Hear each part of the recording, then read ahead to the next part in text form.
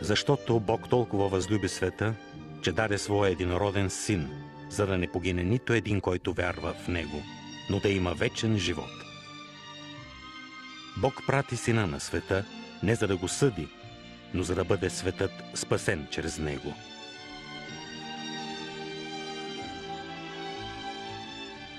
Днес Исус Христос има над 1,5 милиарда последователи.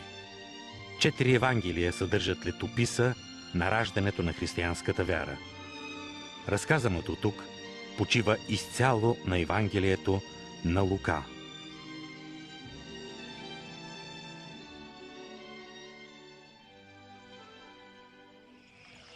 Почтенни ми Теофиле, пише ти наред за станалите между нас събития, за да познаеш пълната достоверност за всичко.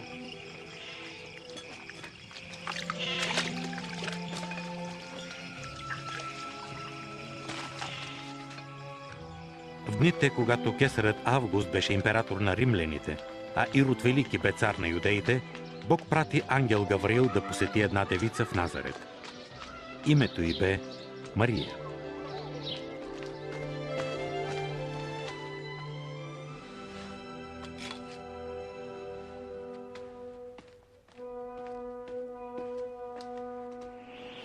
Не бой се, Мария, защото си придобила Божието благоволение.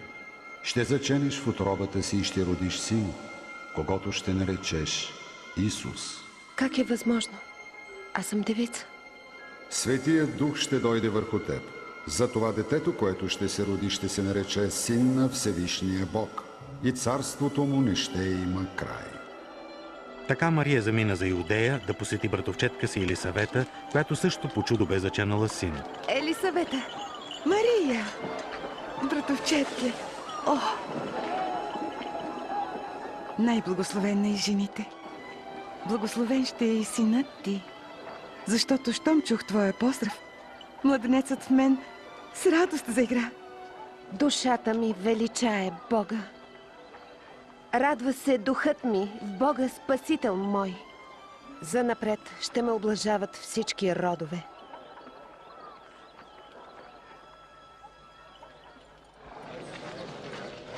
Хора от Назарет, по заповед на кесаря Август, ще има преброяване на населението в земите на Галилея и Юдея. Всеки трябва да се запише в родния си град или село. Мария отиде във Витлеем в Юдея, за да се запише с годеника си Йосиф.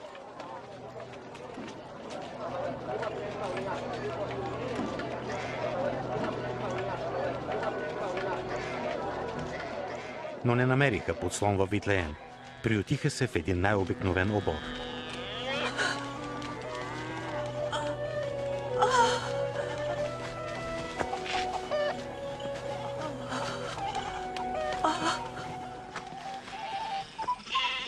Наблизо имаше овчари, които пазеха старото се през нощта, когато пред тях застана ангел от Господа и Господната слава ги осия.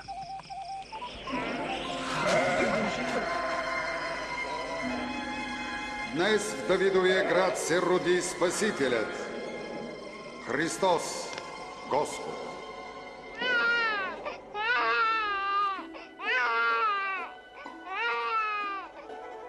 Овчарите отидоха бързо да видят младенеца в яслата и първи пръснаха добрата вест за рождеството на Спасителя.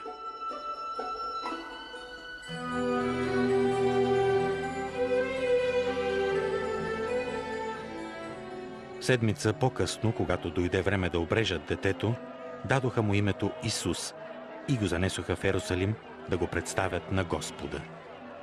В храма имаше един праведен човек и не му бе открито от Светия Дух, че няма да умре преди да види Христа. Името му бе Симеон.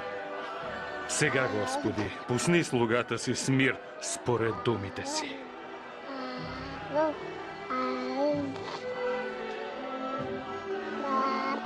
Защото очите ми видяха Твоето спасение. Това дете е Божия избранник. Бог да ви благослови.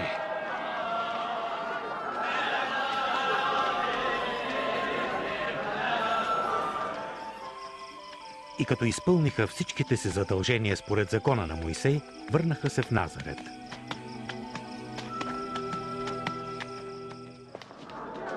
Когато Исус бе на 12, Йосиф и Мария го заведоха в Ерусалим за празника Пасха. Но като си тръгнаха, Исус остана в Ерусалим, без те да знаят. Върнаха се в града да го търсят. След 3 дни го откриха в храма, седнал с равините и старейшините. Чие е това дете, което задава такива въпроси? От Назарете мислихме, че е тръгнал с нас. Моля, простете дързостта му. Всички бяха смаяни.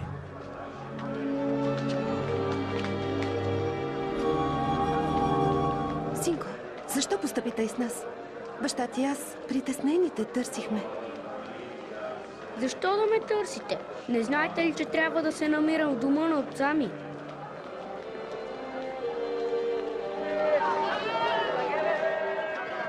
Исус се върна в Назарет и напредваше в мъдрост, ръст и в благоволение пред Бога и хората.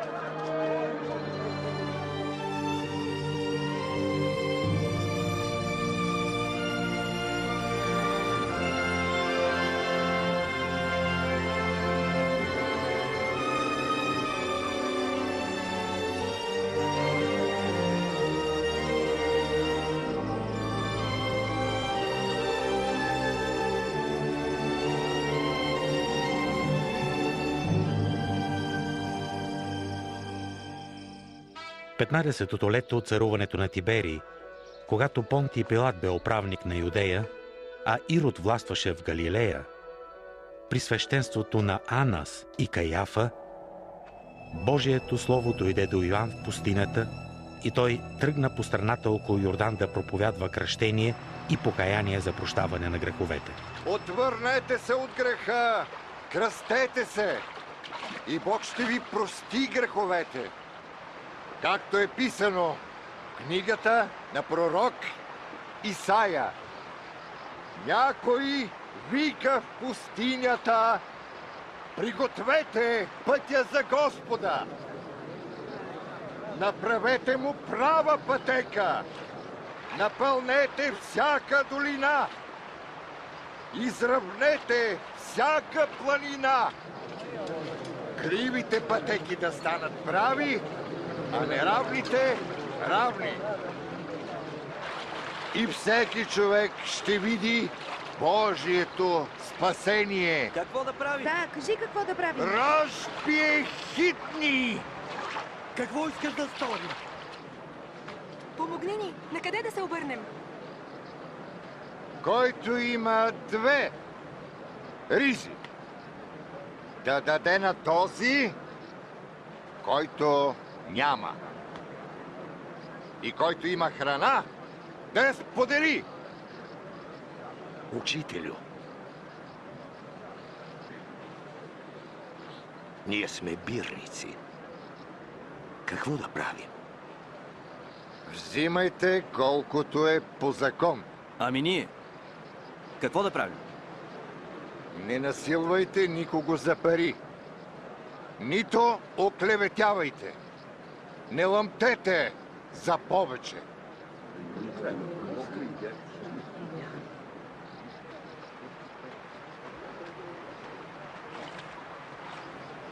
Кажи ни, ти ли си Христос?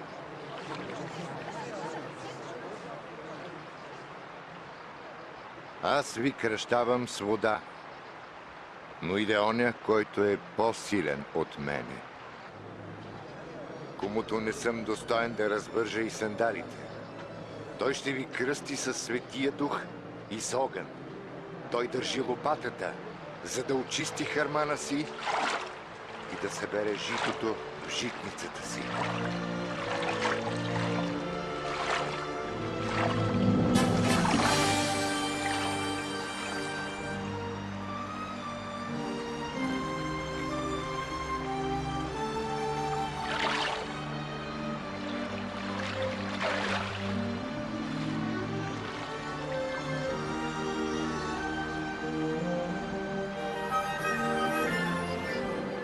И Светия Дух слезе върху Исус в телесен образ като гълъб.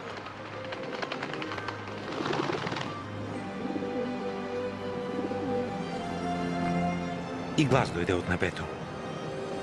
Ти си моят възлюбен син. В тебе е моето благоволение.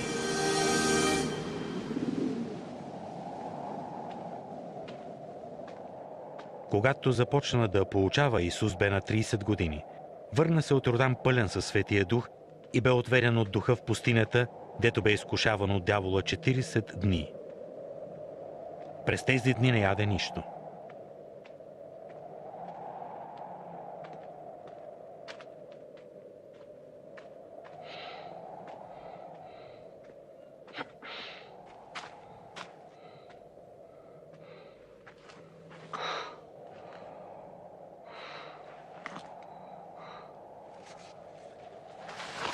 И дяволът му рече: Ако си Божий син, направи този камък на хляб.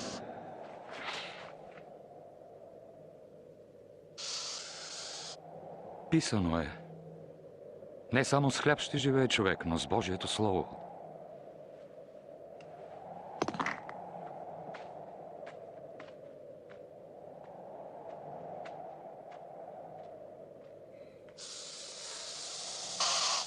Тогава дяволът го вдигна високо и му показа всички царства. На теб ще дам всичката тази власт и богатство. Тя е моя и аз мога да я дам на когото пожелая. Ако ми се поклониш, всичко ще бъде твое. Писано е на Господа Бога да се кланеш и само Нему да служиш.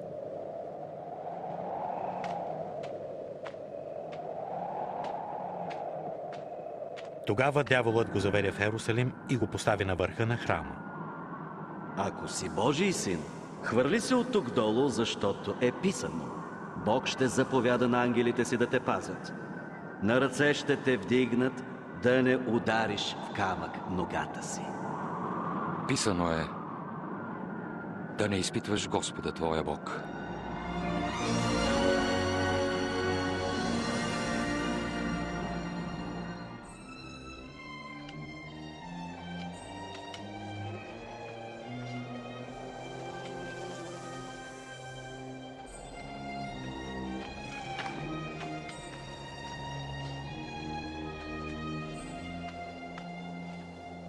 После той дойде в Назарет, дето бе израснал.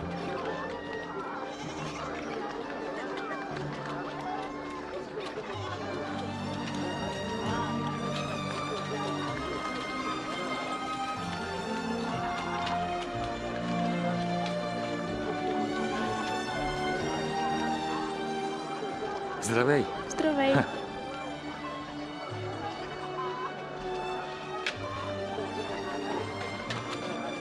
В събота той влезе по обичая си в синагогата.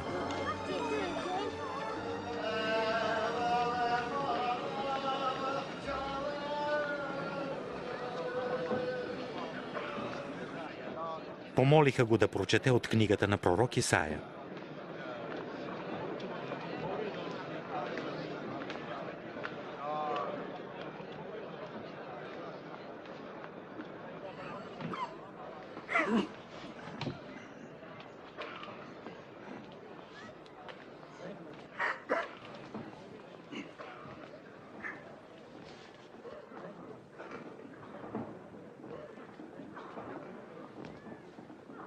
Духът на Господа е на мене, защото ме е избрал да благовестявам на сиромасите.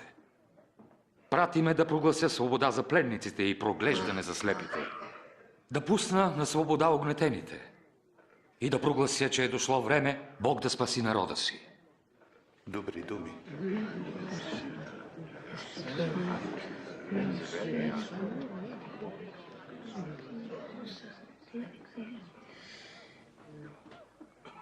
Днес се изпълни и писание, докато го четях. Изпълни се? Но само Месия може да изпълни обещанието. Как ще узнаем? Без друго, вие ще ми кажете: лекарю, изцели себе си. Ще ми кажете: стори в родния си град същото, каквото сме чули, че си сторил в Капернаум. Истина ви казвам, никой пророк не е приет в родината си. С тия думи Исус се разкри като Христос, Божия помазаник, пратен да спаси народа си, но юдеите не го приеха за Месия. Искаха да го фърлят от хълм. но той мина посред тълпата и си отиде.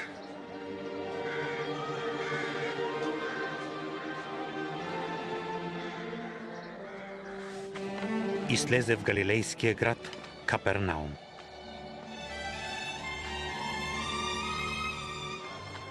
Гнетът на римляните бе по-тежък от всякога.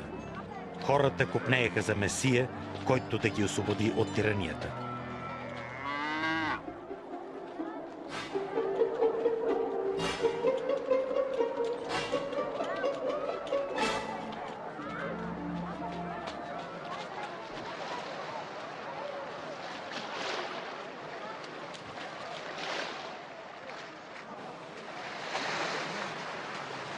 Мир на тебе. И на тебе. Даваш ли ладията, Симоне? Защо не? Не ни напуска, нали? Кажи ни нещо. Говори ни! Исусе, говори!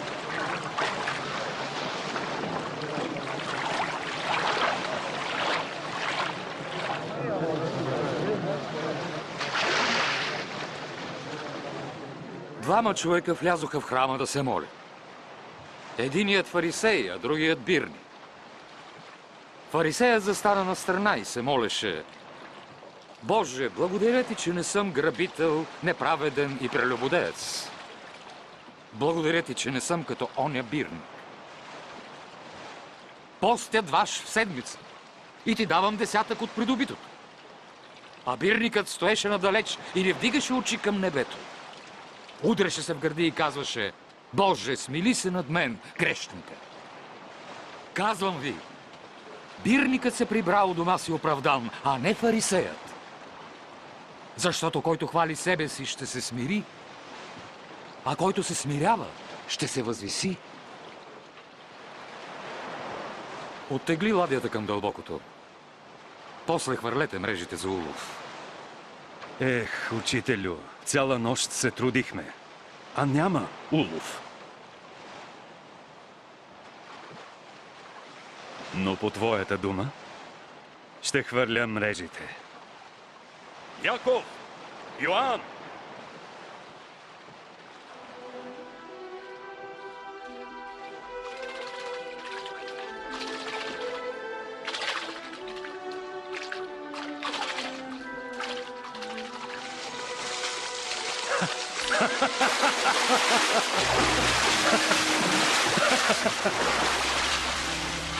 Яков, Йоан, докарайте ладията си и ни помогнете! Ръцете ни са пълни!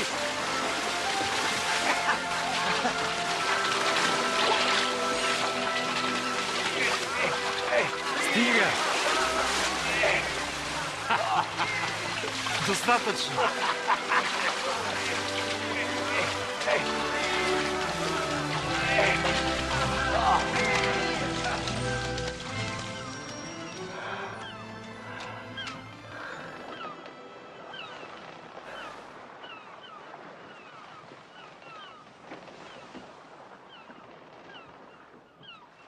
Иди си от мен, Господи, защото съм грешник.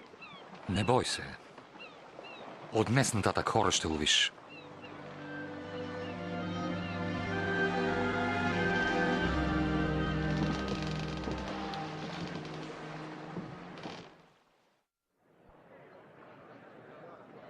Елате, чуйте думите ми и ще имате живот. Търсете Бога, докато може да бъде намерен. Зовете го, докато е близо. Нека нечестивият се отвърна от навиците си, а грешникът от помислите си. Нека иде при Бог и Той да му прости греховете.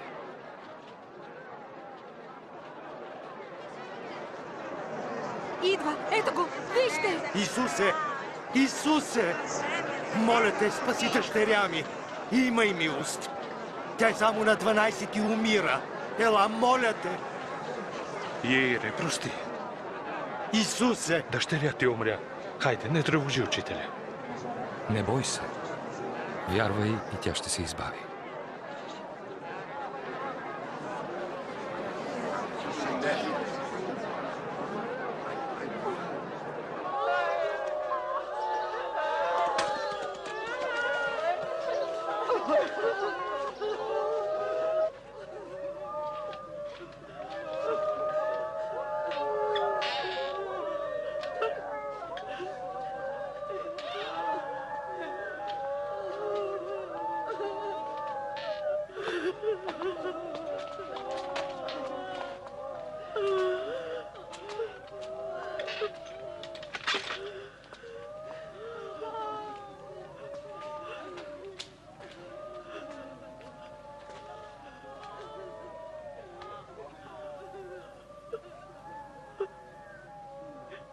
Не плачете.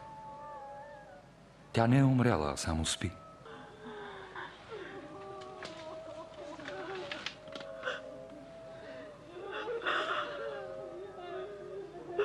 Дете, стани.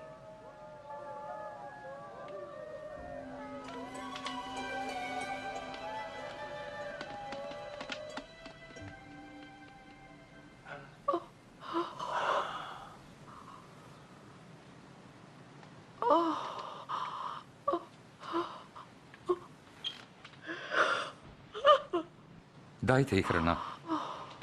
Заръчвам ви, не казвайте за станалото.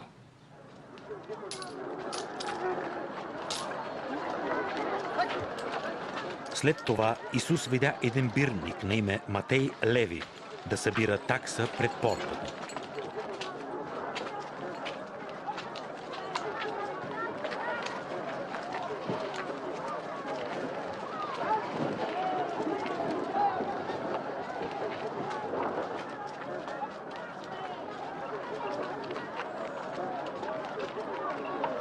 Последвай ме.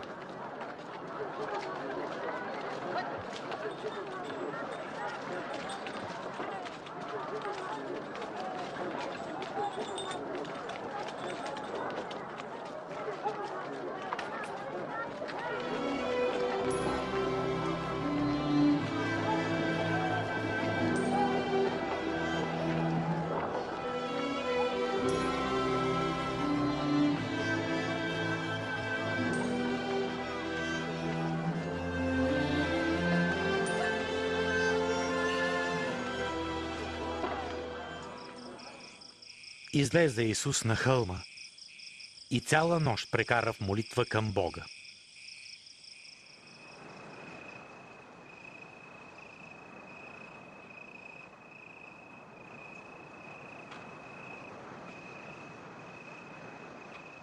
И като се съмна, поздрави 12-те си апостоли.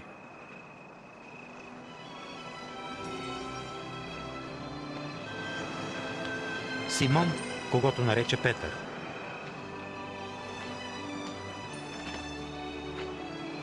И брат му Андрей. Яков.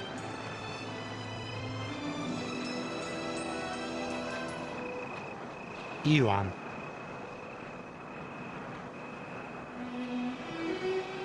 Филип. И Вартоломей. И Матей.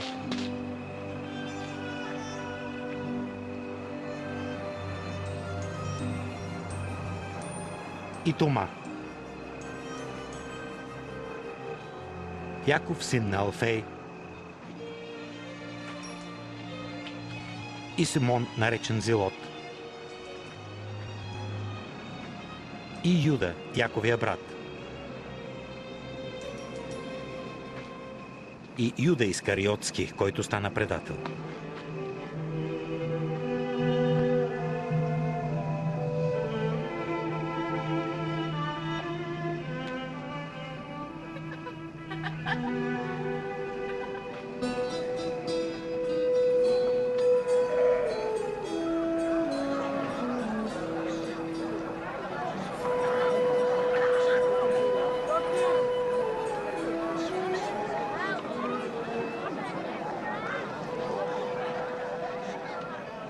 Блаженни вие сиромаси, защото е ваше Божието царство. Блаженни, които гладувате, защото ще се наситите. Блаженни, които плачете, защото ще се смеете. Блаженни сте, когато ви мразят, отритват и хулят, когато ви упрекват поради мен. Радвайте се, когато това стане, защото голяма е наградата ви на небето, понеже бащите им така правеха на пророците.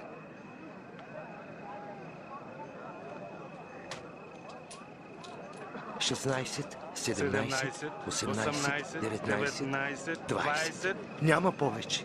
Как така нямаш повече, а? Горко на вас, богатите сега. Няма какво да чакате.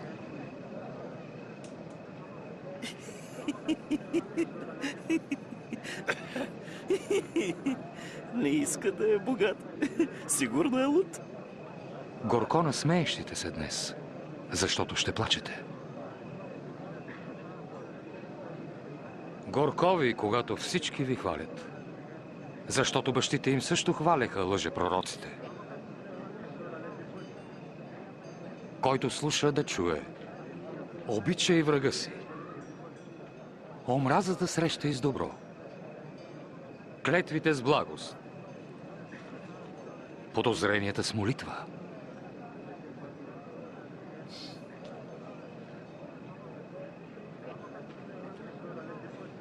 Ударят ли те по едната буза, подложи и другата.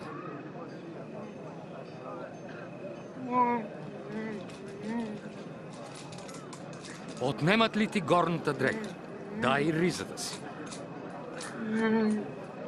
Дай на всеки, който ти поиска. Ако някой вземе твоето, не си го искай обратно. Прави на другите това, което искаш на тебе да правят.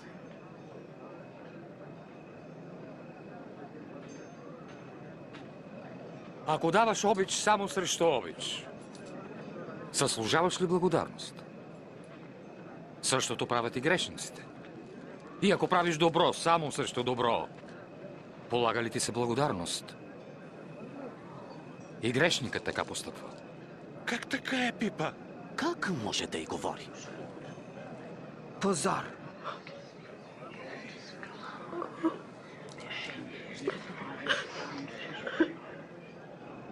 Не. Обичай врага си. И му прави добро. Давай без да чакаш отплата. И наградата ти ще е голяма. Ще бъдеш чадо на Всевишния.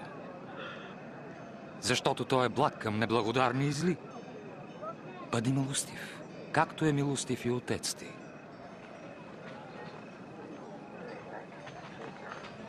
Спаси ни, Исусе! Не съди, за да не те съдят. Не кори, за да не те укоряват. Прощавай. И ще ти бъде простено. Покажи ни правия път, о Господи!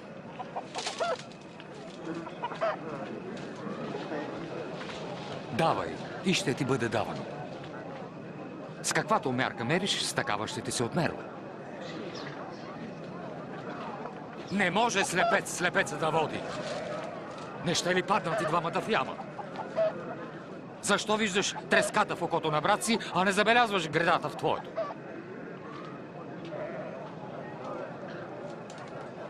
Води ни, Исусе! Нужен си ни, Господи! Блаженна майката, която те е родила. Блаженни уния, които слушат Божието Слово и го пазят. Искам да го познавам. Мислиш, че може да е Спасителят?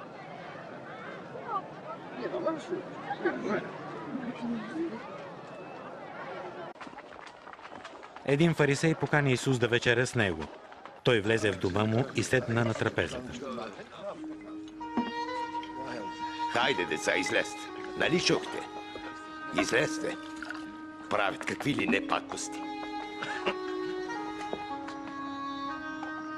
Какво прави тя тук? Не зная.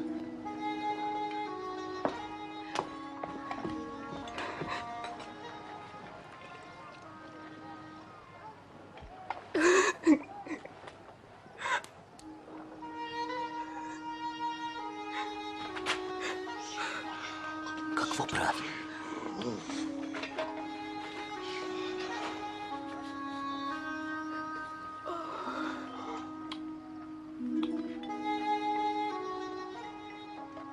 Ако беше пророк, щеше да знае каква е жената, която го докосва.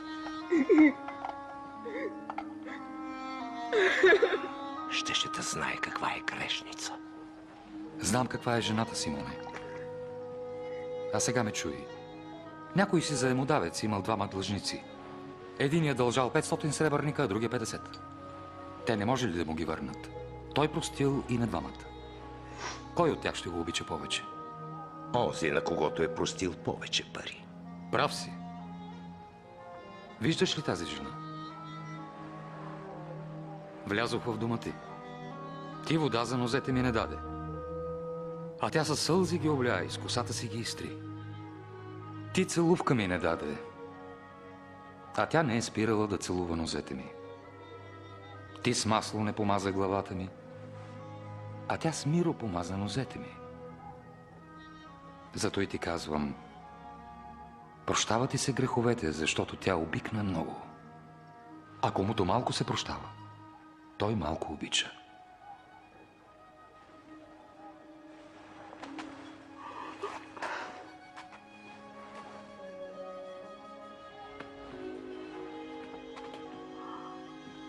Прощават ти се греховете. Може така. Как е възможно да прощават? Спасите вярата ти, върви си с мир. Как е възможно греховете?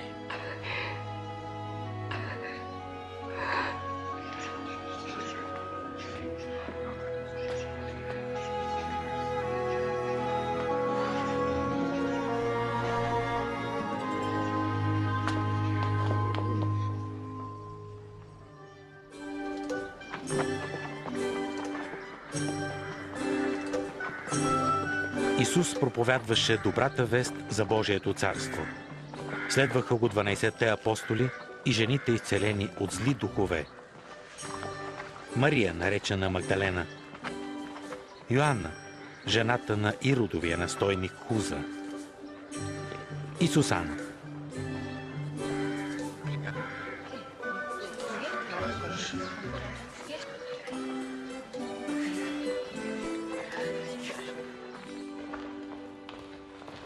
Но Ирод, цар на Галилея, затвори Йоан Кръстител в тъмница, защото бе осъдил сватбата с братовата му жена.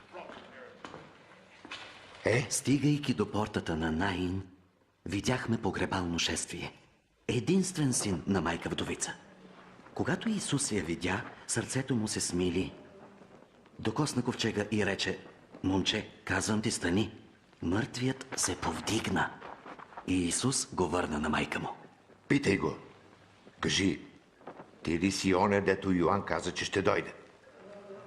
Или да очаквам други го?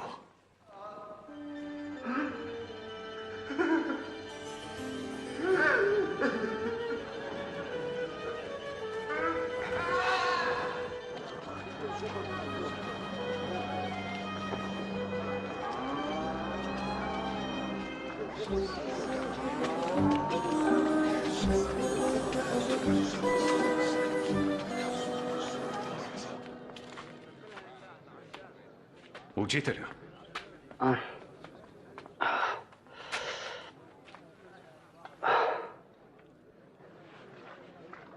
Учителю. Йоан ни прати да питаме: дали ти си оня, който ще дойде, или друг да очакваме? Иди и разкажи на Йоан, което видя и чу, че слепи проглеждат, куци прохождат. Блаженни онези, които вярват в мене.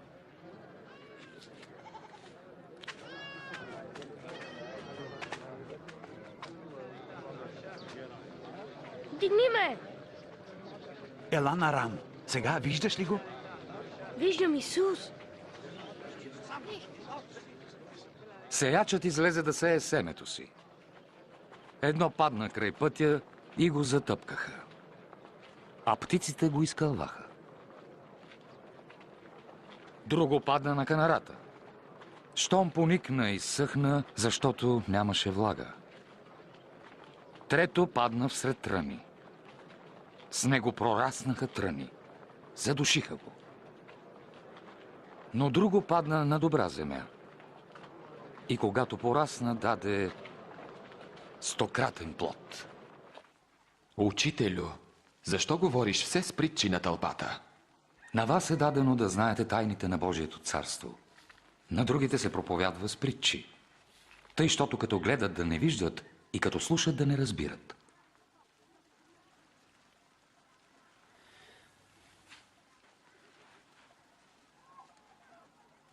Ето смисъла на притчата.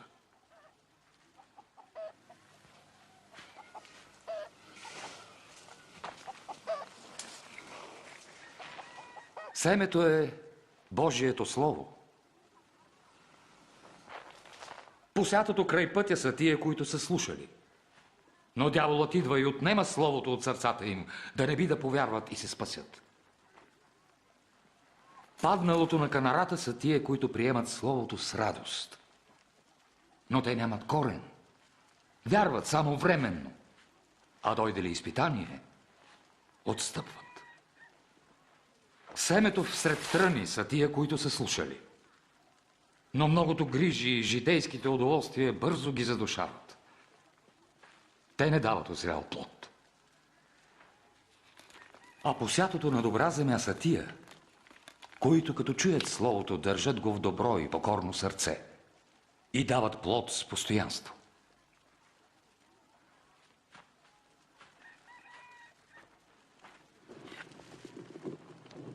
Никой не пали светило, за да го покрие или тури под леглото. Много тури на светилник, за да видят светлината тия, дето влизат. Защото няма нищо тайно, което не ще стане явно, нито потаено, което не ще се узнае. Внимавайте как слушате, защото който има, ще получи още, а който няма, ще му се отнеме и това, което мисли, че има. Учителю, отвън са майка ти и братята ти. Искат да те видят. Майка и братя са ми тези, дето слушат Божието Слово и го изпълняват.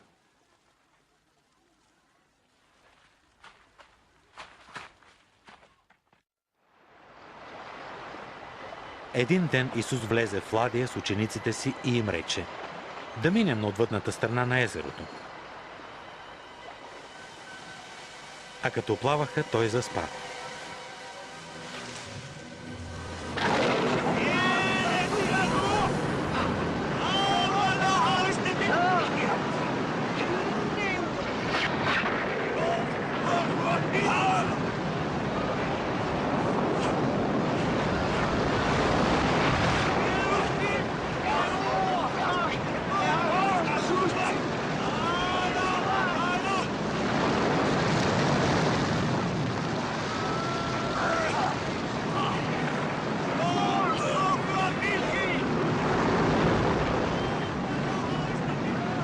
Учителю! Учителю! Исусе! Всички ще загинем! Вълните ни потапят! Ще се удавим! Спаси ни, Исусе!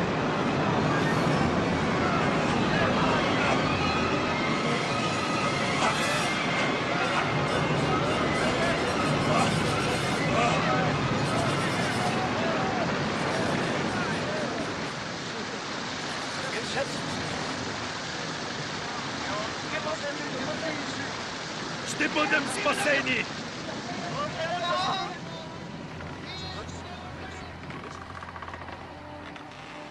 Къде е вярата ви?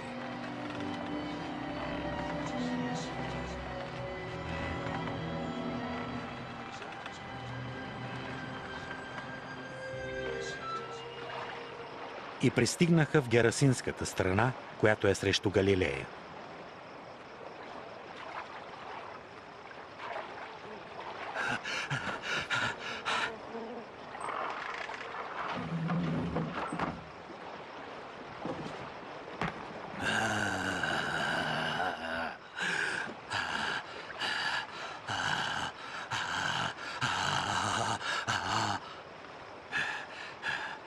Исусе, Сине на Всевишния Бог,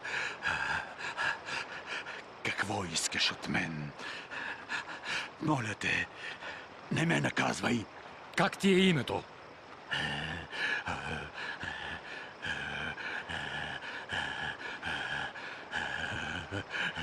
Легион, Господи, молим те, не ни пращай в бездната. Позволи ни да влезем в стадото свине.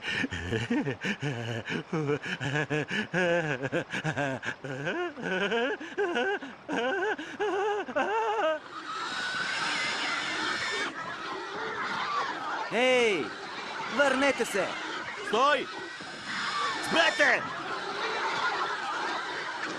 Бесовете излязоха из човека Стойте! и влязоха в свинете.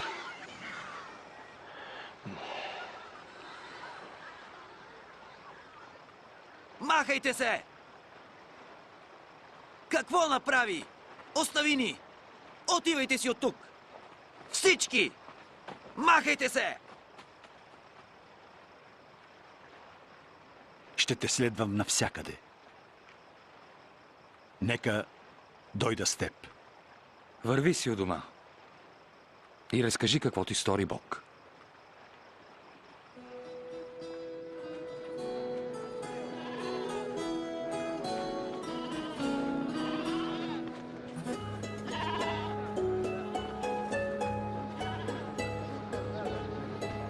Исус и учениците му отидоха в Витсаида.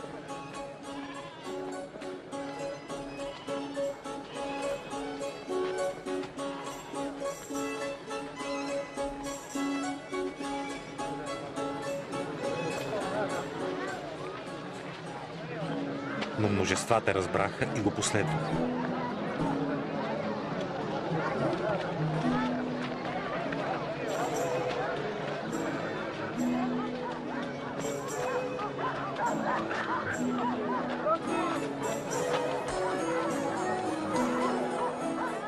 Късно след обед Петър рече: Учителю, разпусни народа, за да могат да отидат в околните села и колиби, да си намерят храна там и да нощуват.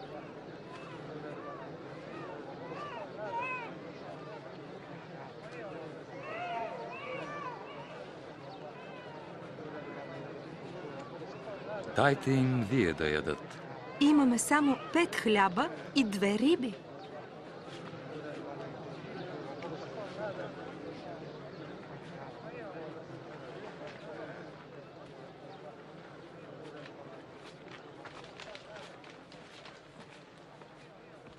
Благословен да си Господи наш, владетелю на вселената, даряващ ни хляб от земята.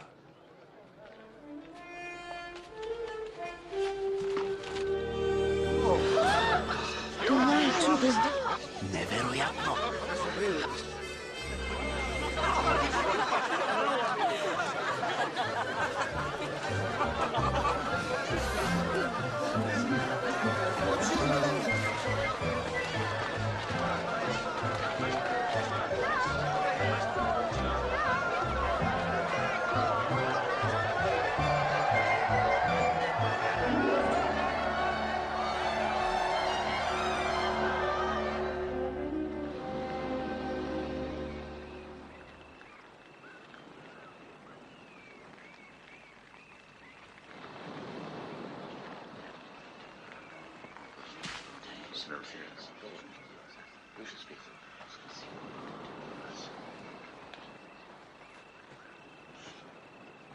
Кой съм аз според народа? Едни казват, че си Йоан Кръстител, други, че си Илия, трети пък, че един от старите пророци е възкръснал. А според тебе, кой съм аз?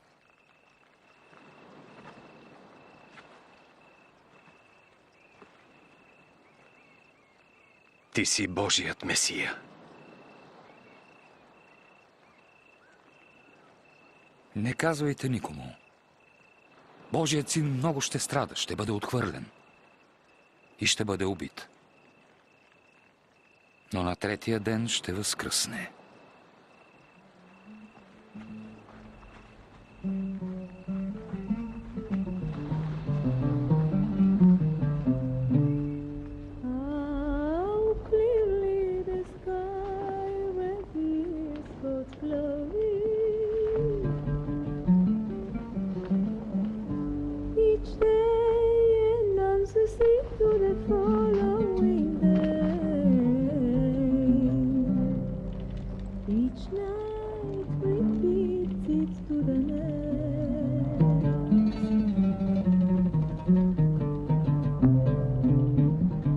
Ще тръгне ли някой след мен? Аз ще те последвам. Но първо, нека и да се сбогувам с близките си. Който е турил ръка на ралото и гледа назад, не е годен за Божието царство. Ако някой иска да ме следва, да се отрече от себе си, нека носи кръста си всеки ден. Който иска да спаси живота си, ще го изгуби. А който го изгуби заради мен, ще го намери. Каква полза, ако човек спечели света, но изгуби душата си?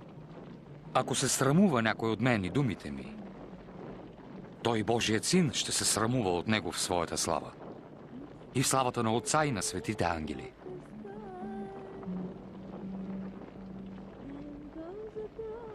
Уверявам ви, има някой тук, дето не ще умрат, докле не видят Божието царство.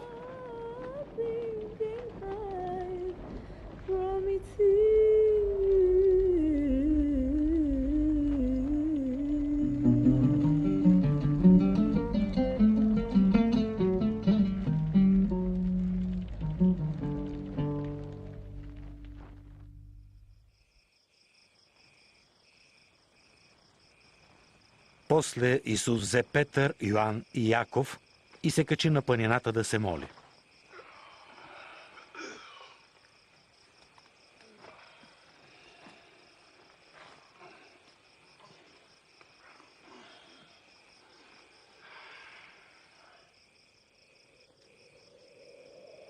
И като се молеше, лицето му се измени и облеклото му стана бляскаво бяло.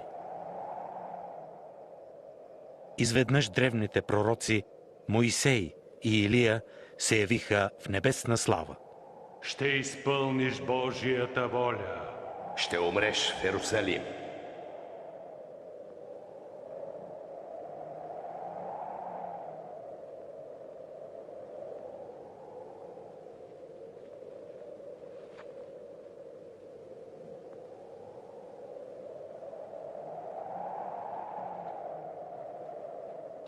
Когато тръгваха, Петър рече на Исус: Учителю, добре е, че сме тук.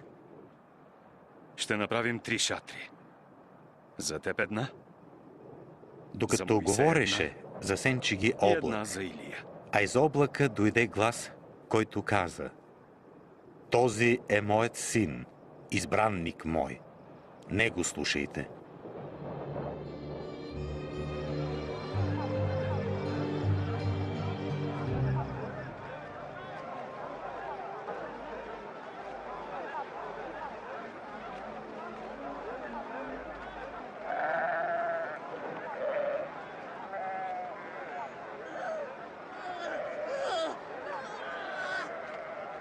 Учителю! Учителю! Моля те, погледни сина ми. Помогни му, моля те. Че ми е едничко чедо. Помолих учениците ти да му помогнат. Но не можаха. О, роде невярващ и извратен! До кога ще бъда с вас и ще ви търпя? Доведи сина си.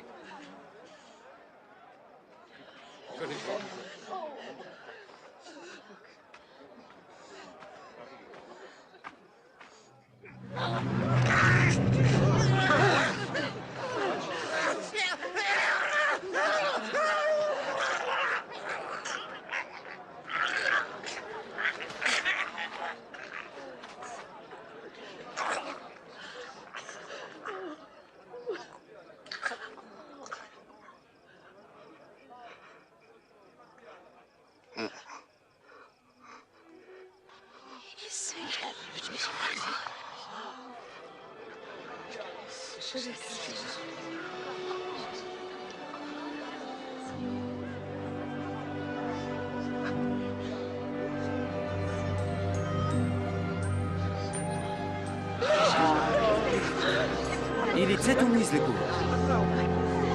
Какво чудо!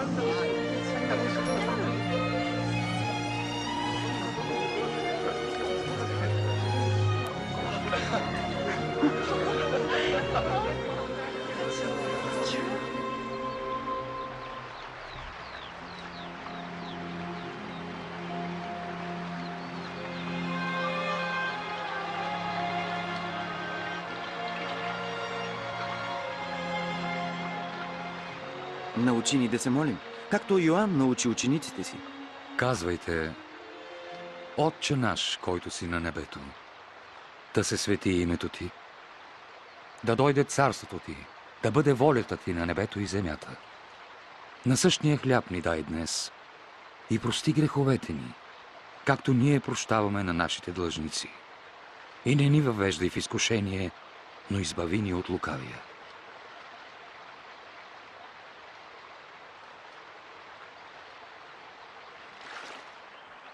Искай и ще получиш. Търси и ще намериш. Хлопай и ще ти се отвори. Защото който иска, получава. Който търси, намира. И на онзи, който хлопа, ще му се отвори.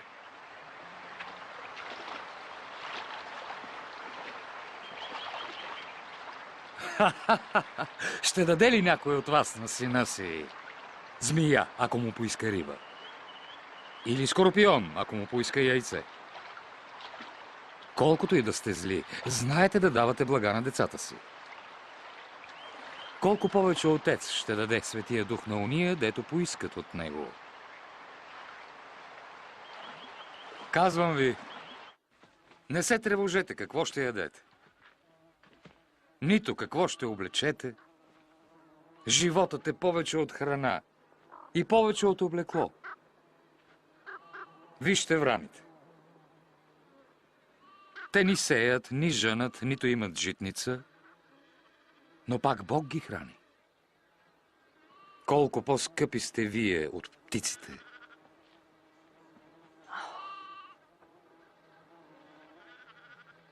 Кой от вас може с грижене да удължи живота си? Щом такава дреболия ви спъва, защо мислите за другото? Вижте кремовете, как растат. Ни се трудят, ни предат. Но дори прославеният Соломон не се е обличал като тях. Ако Бог днес облича тревата, а утре я хвърля в огъня, колко повече ще облече вас? О, маловерци! Придай ни вяра. Ако вярата ви бе колкото синапово зърно, бихте рекли на тази черница: изкорени се и насади се в морето, и тя би ви послушала.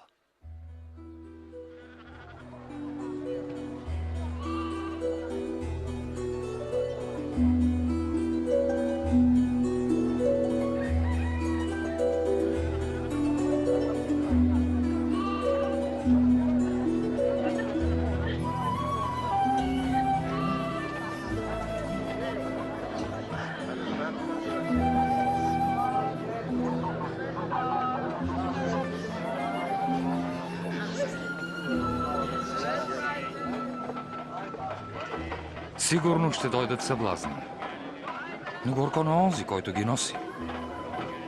По-добре би било за него да бъде хвърлен в морето, отколкото да вкара в грях едно от тия малките. Какво е Божието царство? Ето какво е. Човек взема и посажда синапово зърно. То пораства, става дърво и птиците свиват в него гнезда. Не разбирам какво говори. Защо ядеш и пиеш с вирници и грешници? Не здравите имат нужда от лекар, а само болните. Не съм тук да призува праведните да се покаят, а грешните.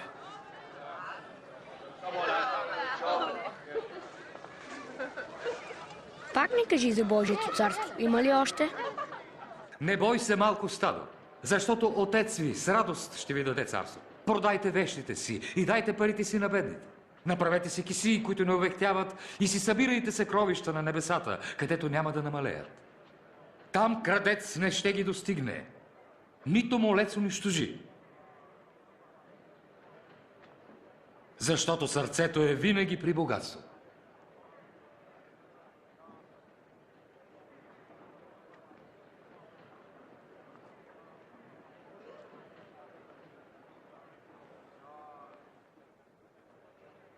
Жено, свободна си от болестта си.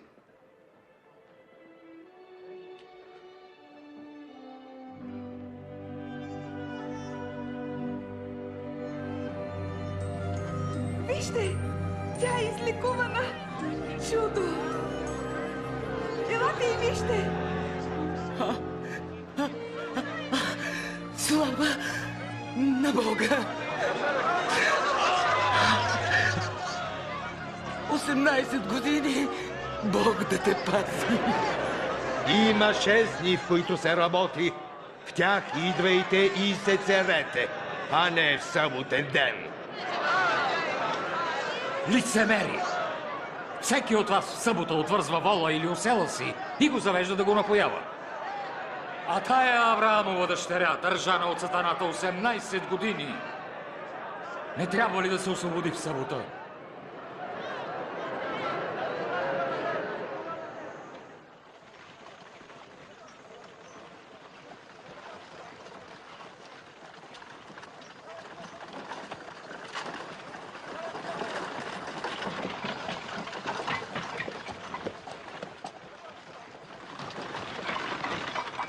Благи учителю, какво да направя, за да получа вечен живот? Защо ме наричаш благ? Никой освен Бог не е благ. Знаеш заповедите. Не прелюбодействай, не убивай, не лъжесвидетелствай.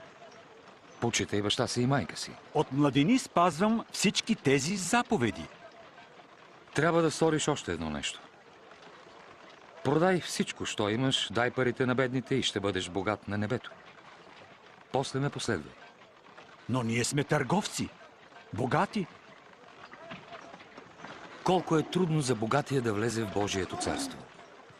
По-лесно е Камила да мине през иглени уши, отколкото богат да влезе в Божието царство. Кой може да се спаси?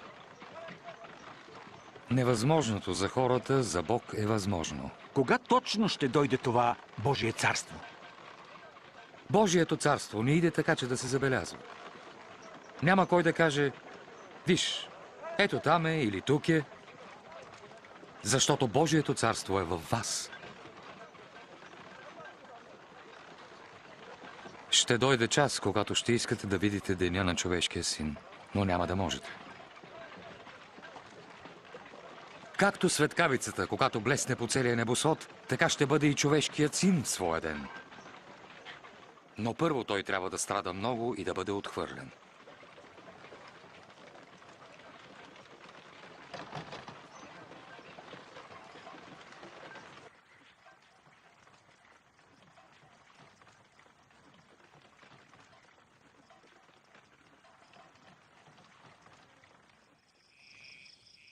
По-лесно е небето и земята да изчезнат, отколкото да отпадне и точка от закона.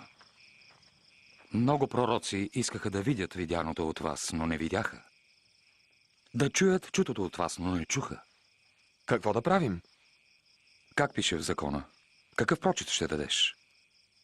Възлюби Господа от сърце, от цяла душа, с всичка сила и целия си ум. Обичай ближния както себе си. Прав си, това стори и ще живееш. Кой е мой ближен? Войниците не са. Ами кесаря?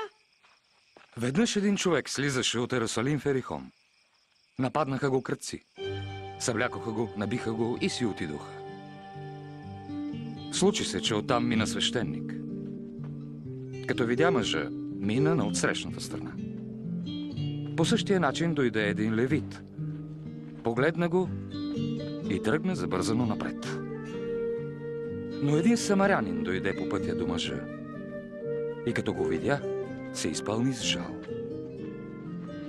Приближи се до мъжа, изля масло и вино на раните му, закара го в една гостилница и се погрижи за него. На другия ден даде 2 сребърника на гостилничаря да се грижи за мъжа и рече: каквото още похарчиш, на връщане ще ти заплатя.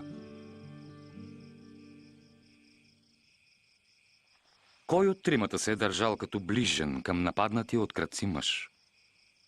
Който му показа милост. И ти прави така. Оп! Оставете децата да дойдат при мен и не ги спирайте. Тяхно е Божието царство. Право ви казвам, който не приеме като детенце Божието царство, той никак няма да влезе в него. Който приеме детето, мене приема. И който приема мен, приема този, който ме прати. Защото най-малкият от вас е най-голям.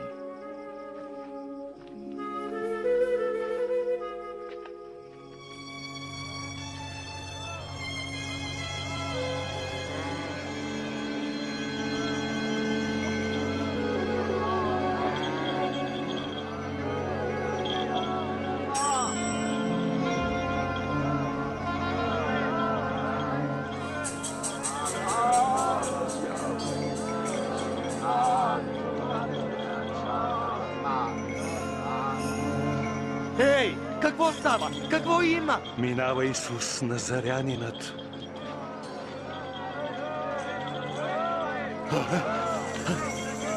Исусе! Исусе! Сине Давидов, смили се над мене!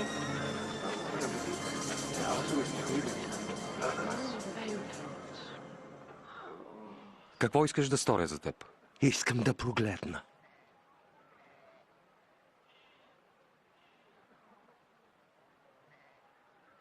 Прогледни.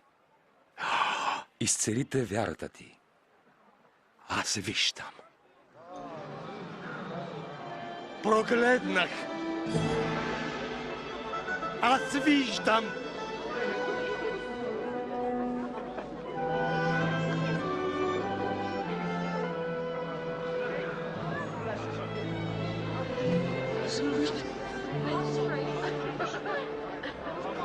На път за Ерусалим Исус бе посрещан от големи тълпи.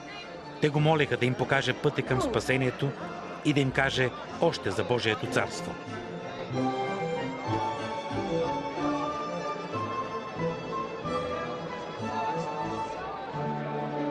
Този човек е пророк. Мой Господи, спаси ме!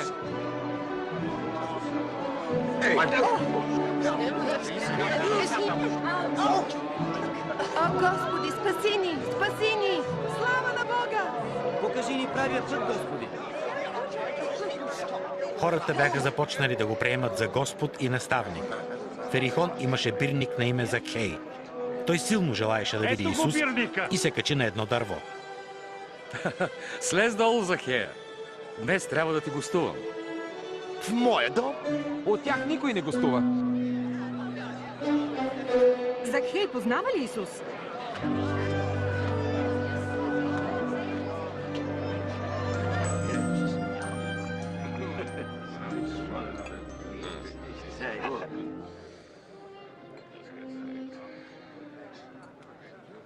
Чуйте, давам половината си имот на бедните. И ако някого съм ограбил, връщам му го 4-кратно.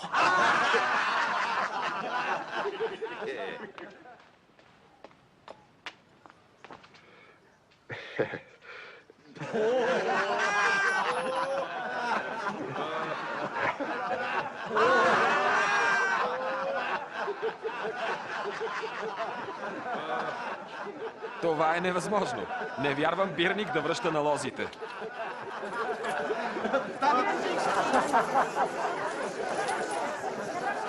Днес стана спасение в този дом, защото и този мъж е Авраамов син. Човешкият син дойде да спаси погубените.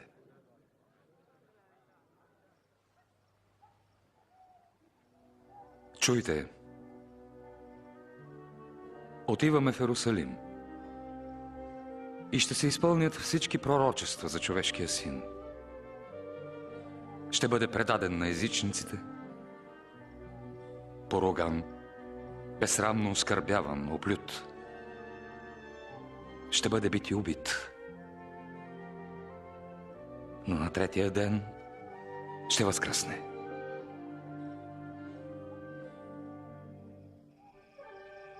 И Исус пое решително пътя към Ерусалим. Направи го, макар да знаеше, че ще бъде убит заради греховете на човечеството. Множеството се зарадва на идването му и го нарече свой цар.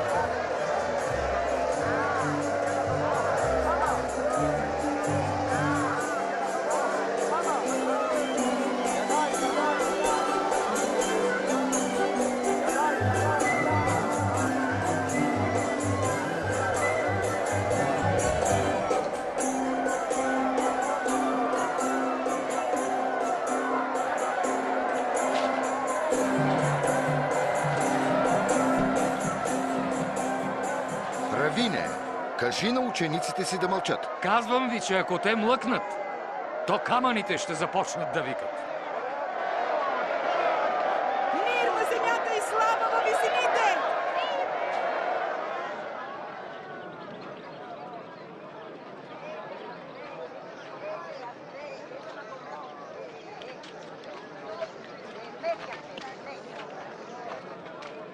Исус приближаваше Иерусалим и като го видя, плака за него.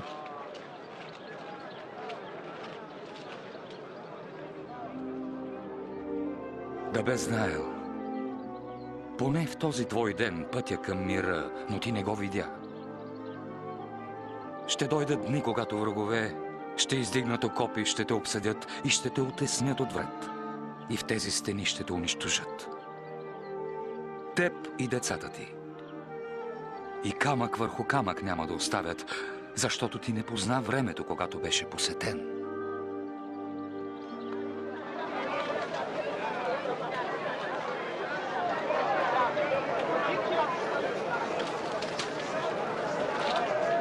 Свещеният храм в Иерусалим се бе превърнал от място за молитви в място за търговия.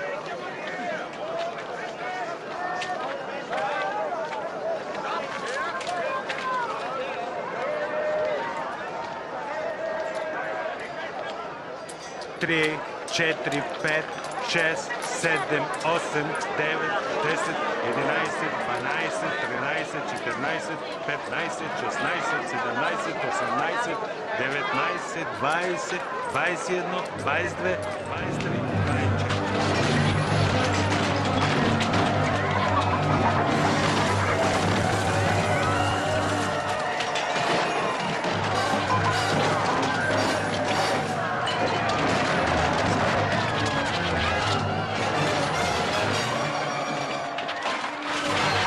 Писано е! Домът ми ще бъде молитвен дом, а вие го направихте разбойнически вертеп. Отива към животните ми! Спрете го! Спрете го!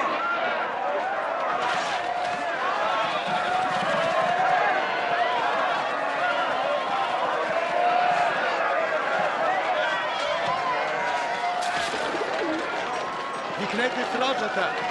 Викнете стражата! Съпротивата сред политици и религиозни водачи растеше, защото народът приемаше Исус за цар. Мнозина вече го приветстват като цар. Цар ли? Цар на бирници и блудници. Знаем ги тия хора. Идват, искат нещо, отиват си и ги забравят. Не бъди сляп. Поклонниците му бързо се множат. Хората му вярват. И го мислят за цар. Нека ви предупредя. Ако този пак наруши реда, вие ще отговаряте.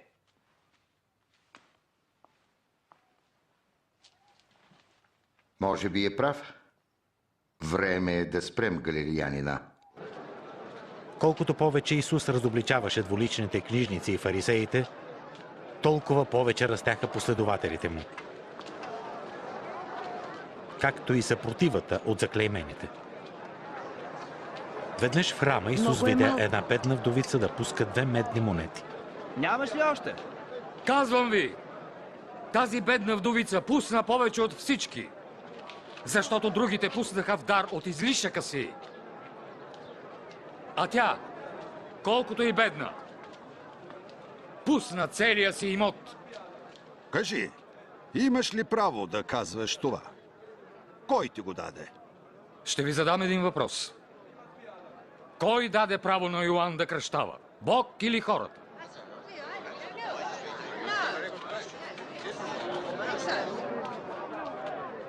Какво да кажем? Ако речем Бог ще каже, защо не повярвахте? На Йоан. Ако речем хората, тълпата ще ни убие. Те вярват, че Йоан беше пророк. Не знаем отговора. Нито аз ще ви кажа с какво право правя това.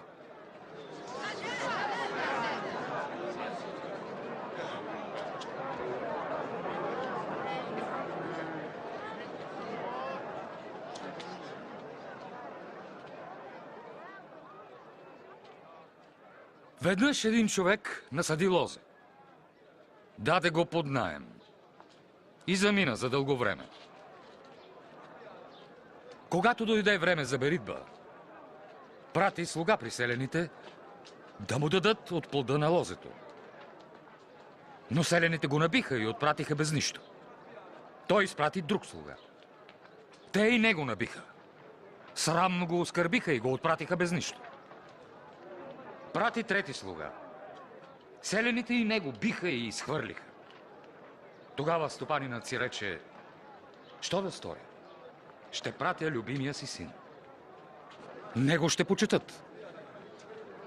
Но селяните, като го видяха, си казаха: това е наследникът. Да го убием и имотът е наш. Кажи ни повече, Господи. Хвърлиха го вън от лозето и го убиха. Какво да стори стопанинът на лозето с тия селени? Ще дойде и ще ги убие и ще даде лозето на други. Що значи той писание? Камъкът, който отхвърлиха зидарите, се оказа най-важният от всички. Който падне върху този камък, ще се смаже. А този, върху когото падне, ще направи на прах. Учителю, знаем, че право ни учиш. Знаем, че не се кланеш на титли, а учиш истината за Божията воля. Кажи ни, право ли е за нас да даваме данък на римския император? Внимавай, той те подмамва. Дайте сребърник.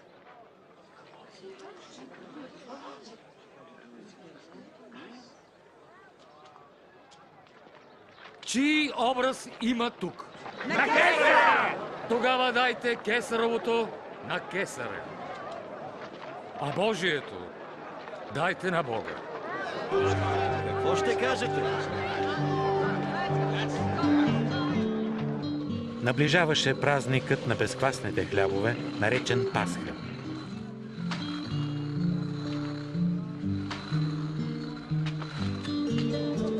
И прати Исус Петър и Йоан да приготвят храна за Пасхата.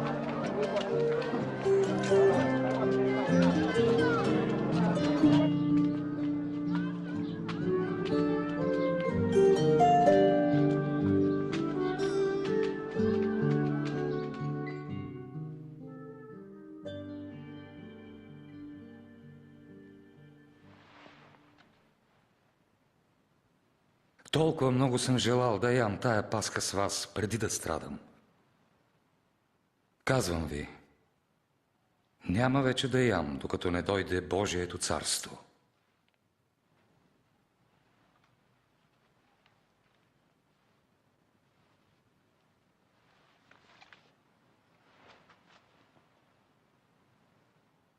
Благословен да си, Боже наш, Царю на Вселената, който вадиш плод от лозата. Вземете и го разделете. Няма вече да пие от плода на лозата, докато не дойде Божието царство.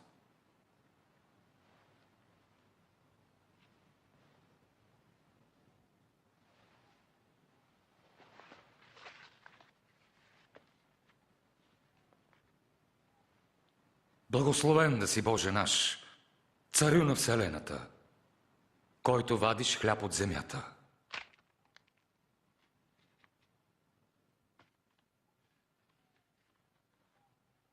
Това е тялото ми, което вам се дава. Така правете и ме помнете.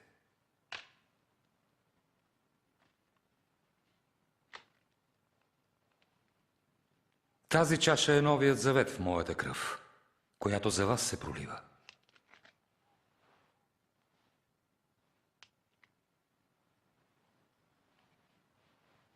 Но ето, ръката на моя предател е с мен на трапезата. Човешкият син трябва да умре според както е определил Бог, но горко на предателя. Аз ли съм? Господи, кой е? Какво говори той? Нали не съм аз, Господи? Назови предателя.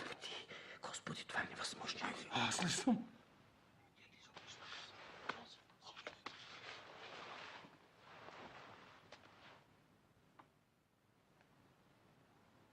Най-големият от вас нека стане най-малък.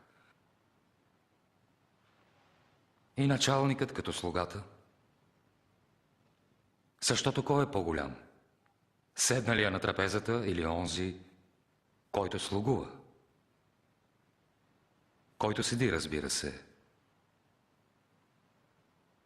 Но аз съм с вас като онзи, който слугува. Вие устояхте с мен в моите изпитания. И както моя отец ми даде правото да управлявам, така и аз ще го дам на вас. Вие ще ядете и пиете на моята маса в моето царство. Ще управлявате 12-те Израилеви племена. Няма ли предател? Симоне, помни. Сатана е решил да изпита всички ви. Да пресее доброто от злото, както се пресява зърно от плява. Но аз се молих да не отслабне вярата ти. И когато се върнеш към мен, утвърди братята си. Господи, готов съм с теб да ида в тъмница и да умра с теб. Казвам ти, Петре, 3 пъти ще се отречеш от мен, преди петелът да пропее днес.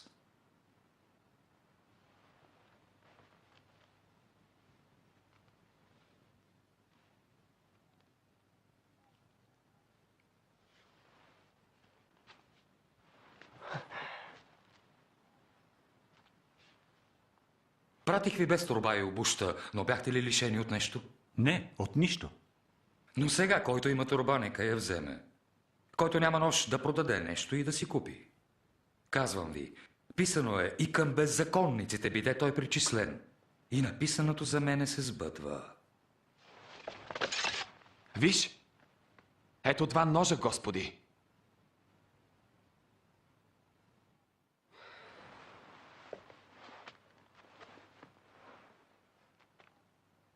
Достатъчни са. Събра се съветът на старейшините да видят как да прогонят Исус. Тогава влезе дяволът в Юда, който бе един от 12-те. Той отиде при старейшините и го предаде. Исус отиде на Елеонския хълм да се моли.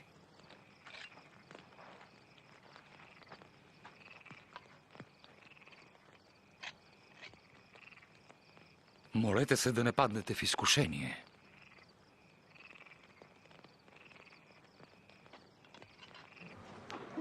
Юда предаде Исус само за 30 сребърника.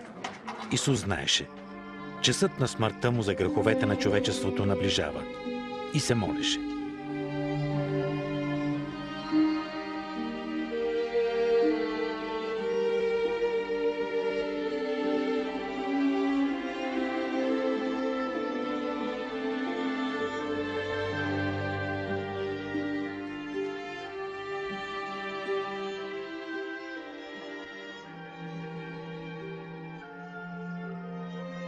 Отче, ако желаеш, отмени ме с тая чаша. И не моята воля, но твоята да бъде.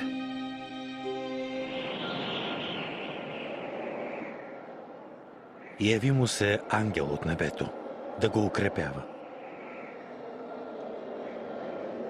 А потта му стана на капки кръв, които капеха на земята.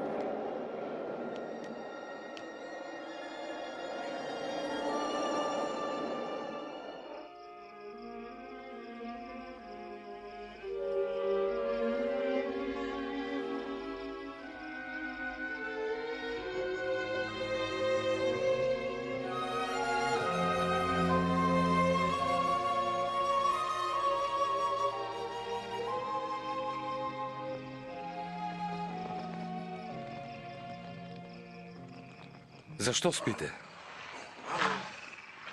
Станете и се молете да не изпаднете в изкушение.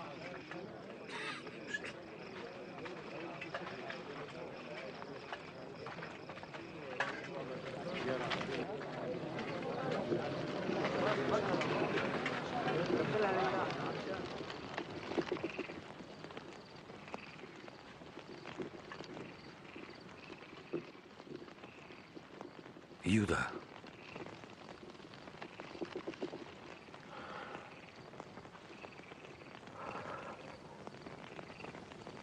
целувка ли предаваш човешкия син?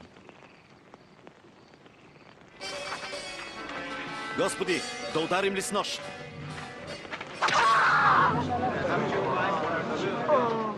Арестувайте го! Достатъчно.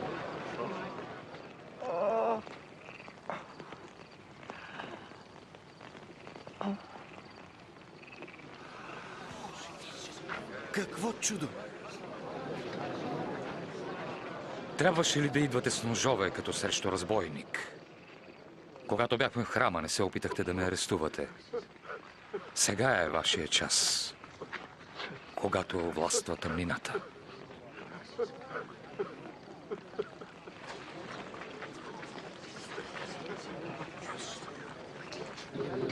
Арестувайте го!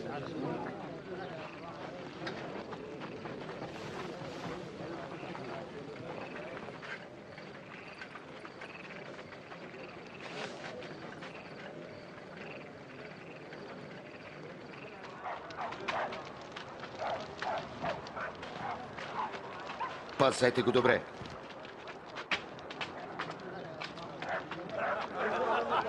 Войниците го отведоха в двора и го подиграваха, че е цар. Я, царско на метал! Кажи ни какво ще стане.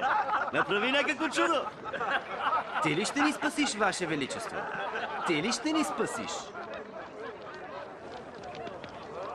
И той я беше с Исус. Жено, не го познавам. Видях ги заедно.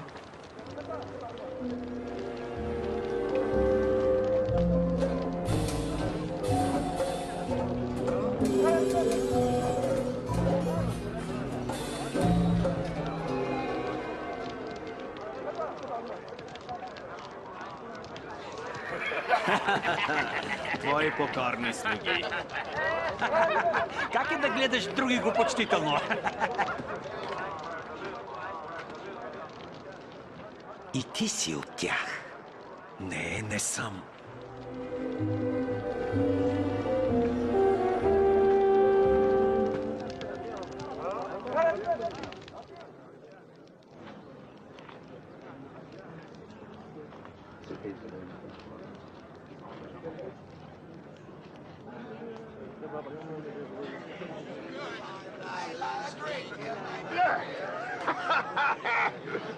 Няма съмнение, и той беше с Исус. Освен това е галилеянин. Махай се! Не знам за какво говориш. Ха, ха.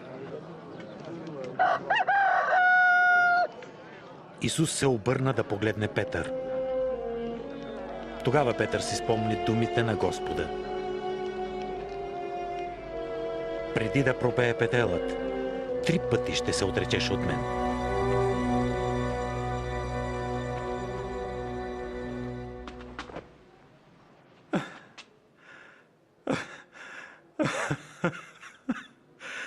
Господи, молим те, постъпи според величието на силата си.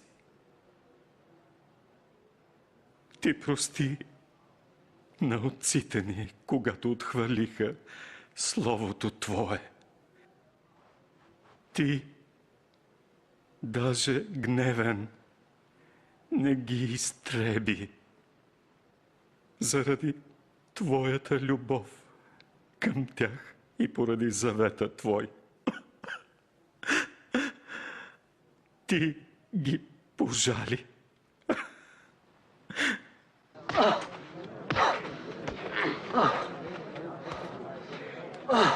Кой те удари? Предречи.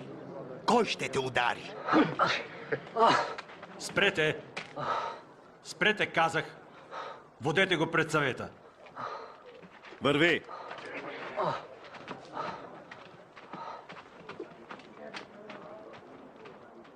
Съветът на старейшините се събра да разпита Исус.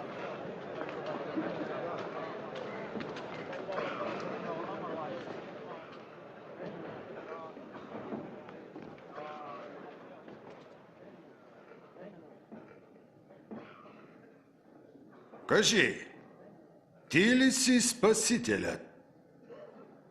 Ако ви кажа, няма да повярвате. Ако ви запитам, няма да ми отговорите.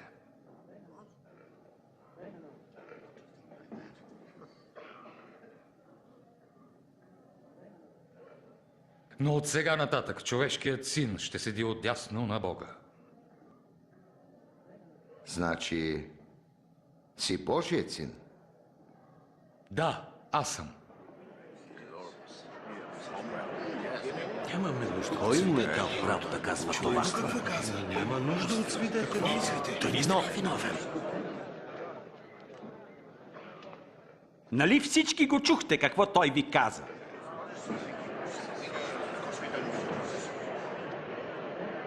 Ще го отведем при Пилат.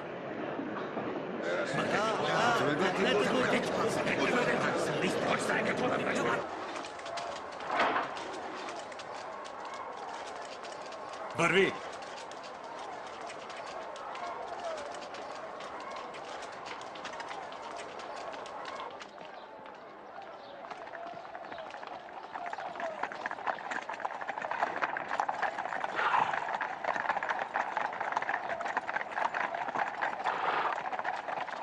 Отведоха го при Понтий Пилат, най-жестокият от всички римски управници, осъдил хиляди хора на смърт върху кръста. Какво търсите тук в този утренен час? Този човек развращава народа! Той вдигна врявата на пазара в храма. Какво ще бъде неговото наказание? Осъди го! Аз не намирам никаква вина в този човек. Виновен е. Забранява да се дава данък на кесаря. Твърди, че е Месия. И цар. Цар! Ти ли си юдейския цар? Ти го казваш. Почна от Галилея, а сега е тука. От Галилея? Този човек от Галилея ли е? В такъв случай, цар Ирод да се справя с него. Той е още в Ерусалим, нали? Водете го при Ирод.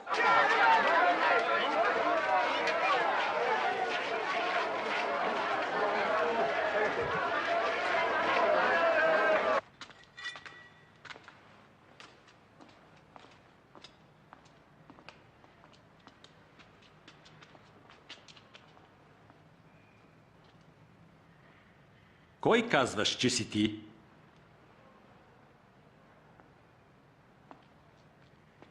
Кои са твоите ученици?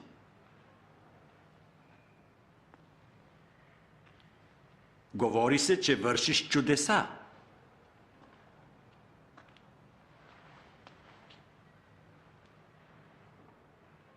Направи чудо. Кесарю, той развращава целия народ. Нарича себе си царят. Този? Цар?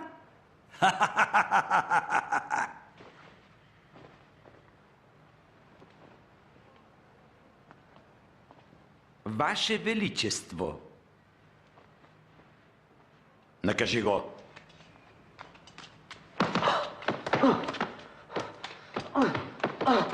Върни го на Пилат. Той управлява тук.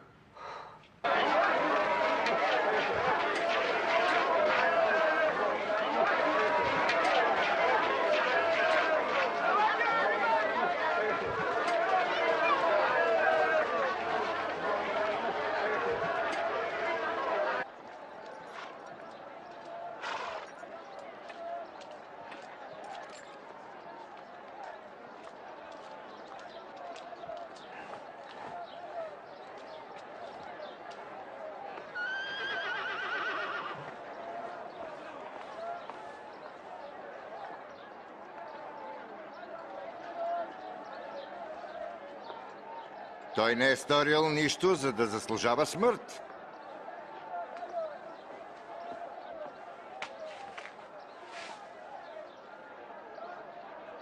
И тъй, като го накажа, ще го пусна. Задължен си за празника Пасха да пуснеш един затворник. Пусни ни Варава. Варава. А този разпни. Да, дай ни Варава. Той е невинен! Разпни го! Разпни го! Той е невинен! Ти! Стойте! Завържете го!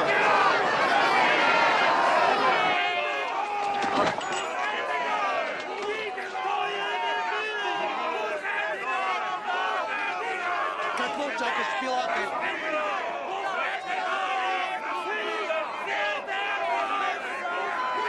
Той е Исус!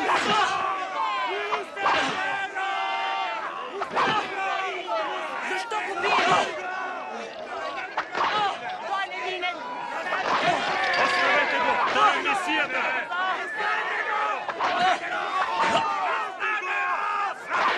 Нищо не е справил!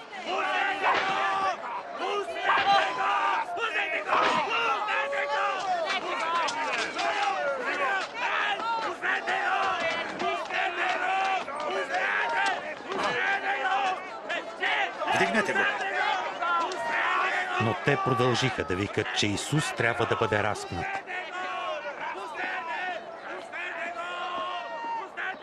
Затова Пилат осъди Исус на смърт. Освободи Варава, както искаха, който за размирици и убийство бе хвърлен в тъмница, а Исус предаде да бъде разпнат. Назад! Дръпнете се! Назад!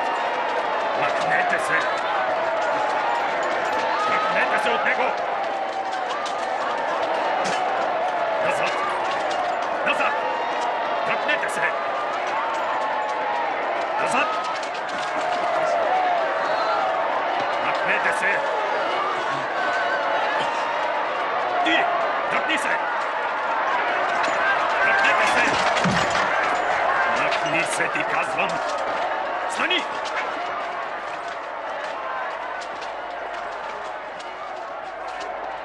Ти! Как се казваш? Симон от Киринея. Ела насам. Срежи въжетата!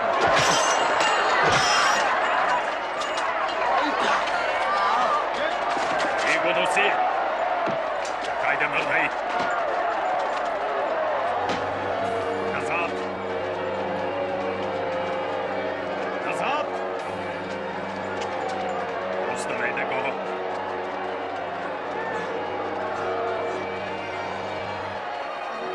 Хайде, махайте се от пътя!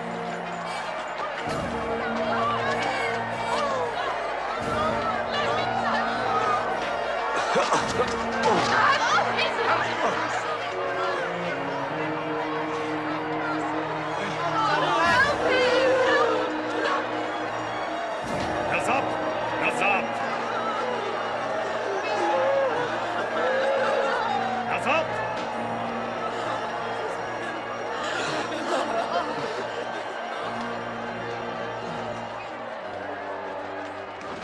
Плачем за Теб, Господи. Пини това. Пини, Господи.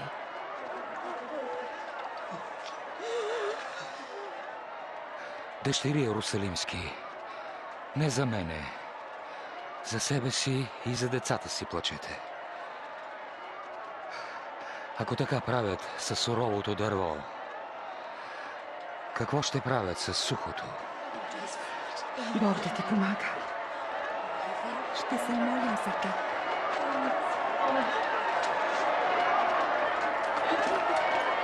Върви! Отдолу! Хайде! По-бързо! По-бързо! Ти върви! Хайде, вървете по-бързо! Давай! Давай! Хайде! Хайде! Сега ти отпред! Хайде!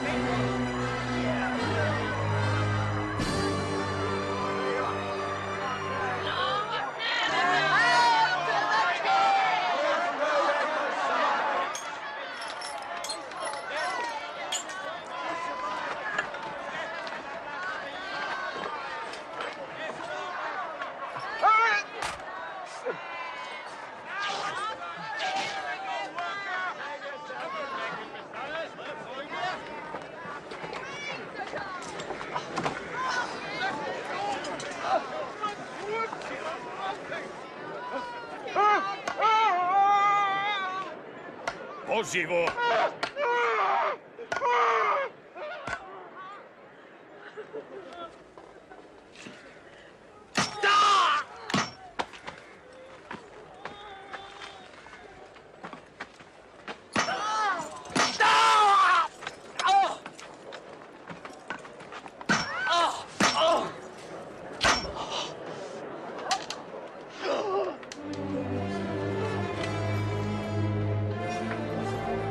Дигай!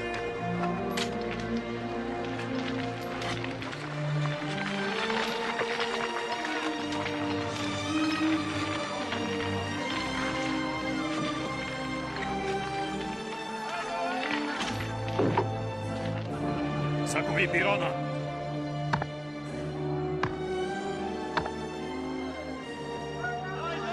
Фазетата!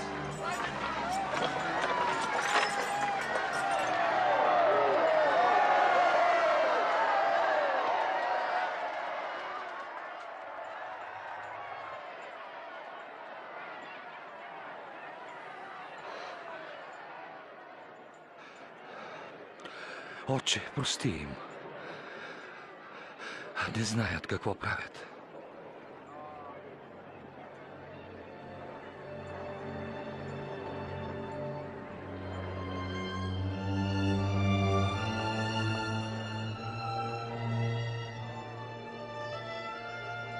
Другия е избавил. Да избави себе си. Избави себе си, ако си Месия. Слез от кръста. Покажи ни някое чудо.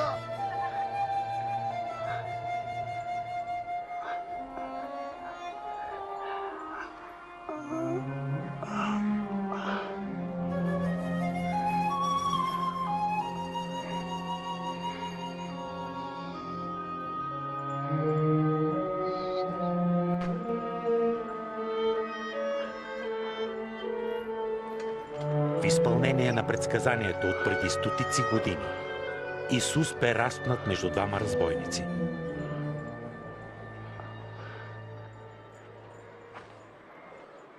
Това не е обикновена дреха. Дай, не яка се. Да хвърляме жреби за нея. Който хвърли 6, той пече. Така може. Пет. Чакай, аз съм. Чакай. Късметлия си ти. Какво ще правиш с нея? Беше моя.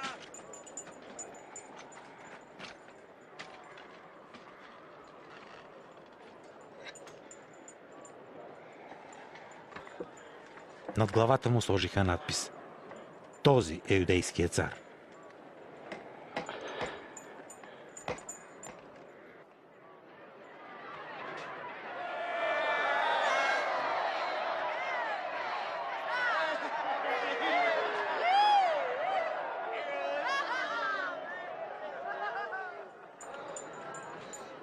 Ако си юдейски цар, избави се.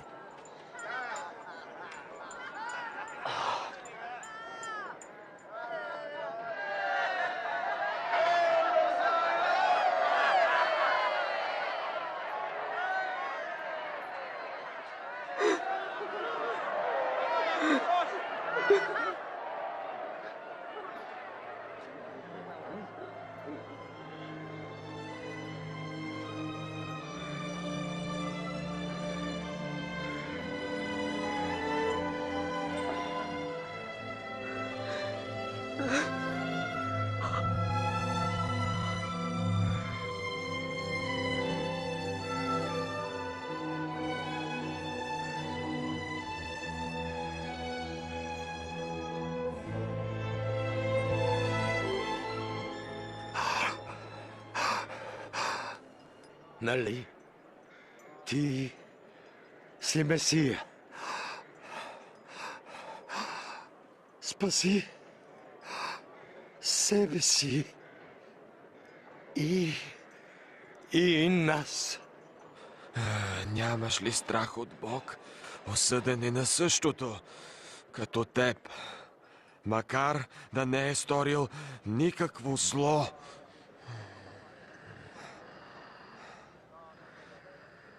Помни ме, Исусе, когато дойдеш като цар. Обещавам. Днес ти ще бъдеш в рая с мене.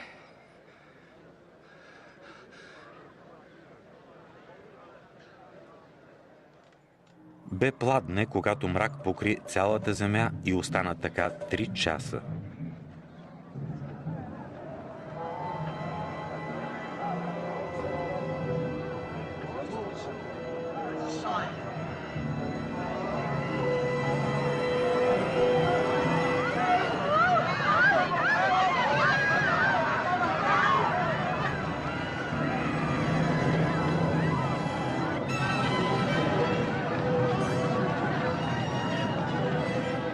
Завесата на храма се раздра през средата.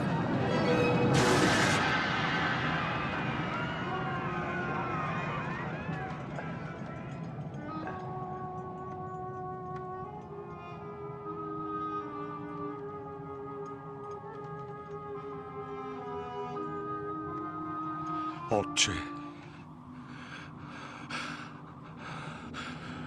в Твоите ръце предавам духа си.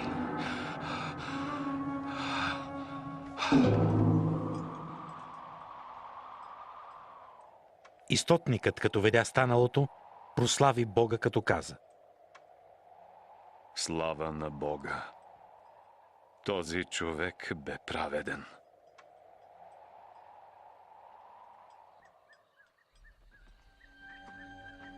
Йосиф от Ариматея, праведен член на религиозния съвет, който не се бе съгласил с това дело, взе позволение от Пилат да сложи в гробница тялото на Исус преди събота.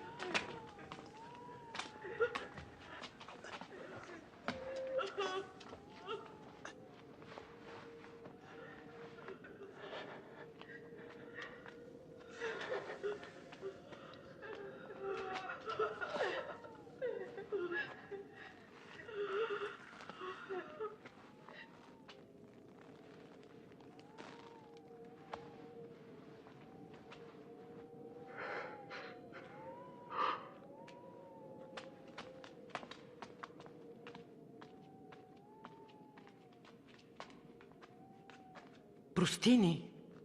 Вървим след тялото на нашия Господ. Ще ви помогна. Да вървим. Съботата настъпва.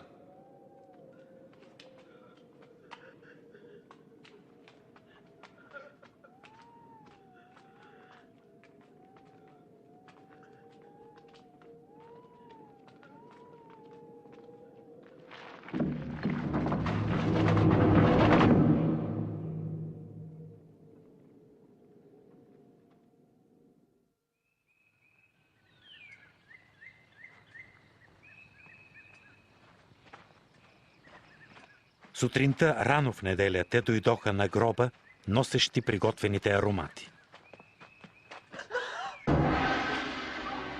Намериха камъка, отвален от гроба. И като влязоха, тялото го нямаше.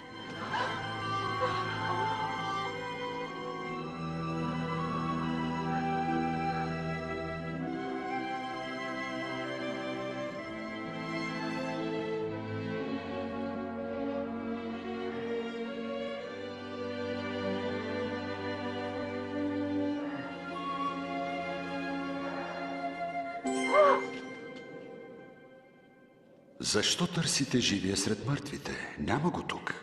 Възкръсна. Спомнете си думите му. Човешкият син ще бъде предаден в ръцете на грешници. Ще бъде разпнат и в третия ден ще възкръсне.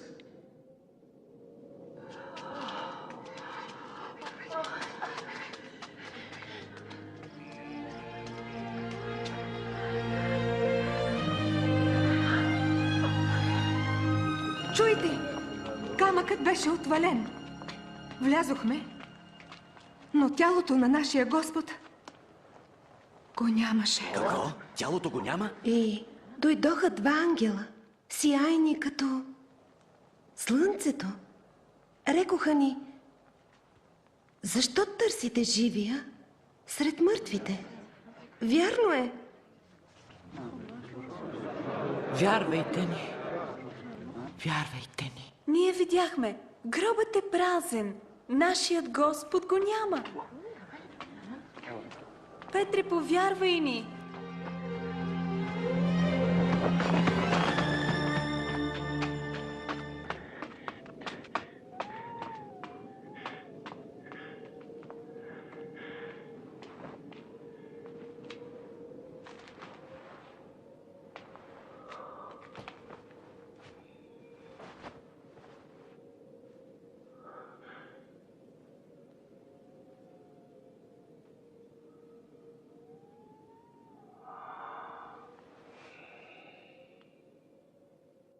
Исус се яви на двама от учениците. Те се втурнаха при другите. Господ наистина възкръсна. Яви се на Симон. Не можахме да го познаем. Отначало. Но като разчупи хляба, го познахме. В Емаус? Странно е, че е отишъл там.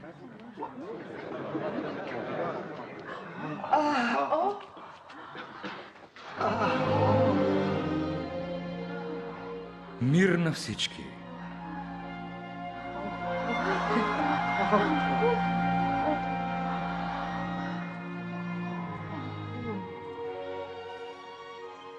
Защо сте смутени? Защо у вас се раждат съмнения? Вижте, ръцете ми, краката ми. Това съм аз, същият. Пипнете ме и вижте. Духът няма меса и кости, както аз имам. За всички тия неща ви говорих, когато бях още с вас. Че всичко, което е писано за мен в Моисеевия закон и в псалмите, трябва да се изпълни. Това е писано. Христос трябва да страда и да възкръсне в третия ден. В Негово име трябва да се проповядва покаяние и прощение на греховете между всички народи, започвайки от Иерусалим. Вие сте свидетели на това. А аз ви нося обещанието на отца ми. Но чакайте в Иерусалим, докато се облечете в сила отгоре.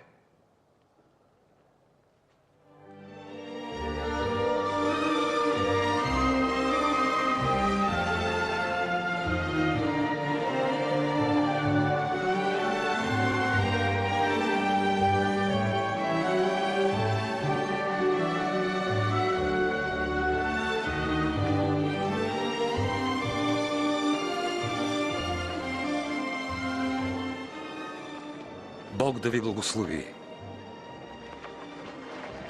Даде ми се всяка власт на небето и земята. Идете, научете всички народи и кръщавайте ги в името на Отца, Сина и Светия Дух. Учете ги да пазят всичко, което съм заповядал. И ето, аз съм с вас през всичките дни до свършека на света. Амин.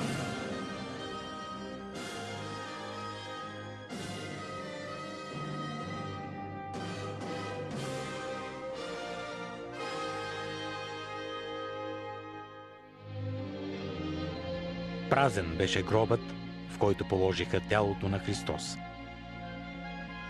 3 дни след смъртта си, Той възкръсна и е жив.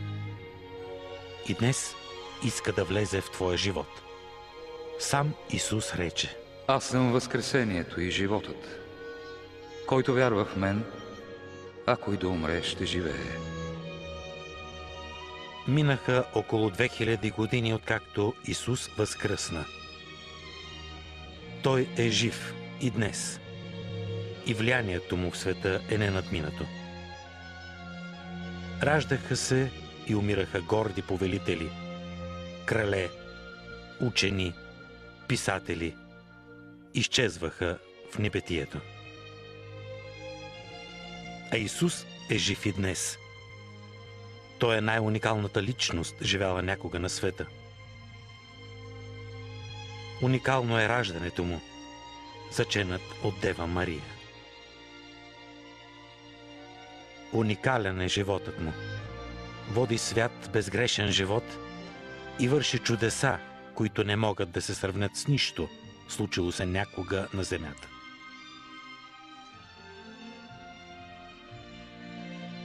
И посланието му е уникално.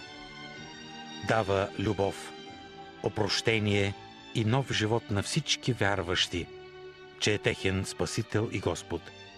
Този зов ражда нов живот и надежди.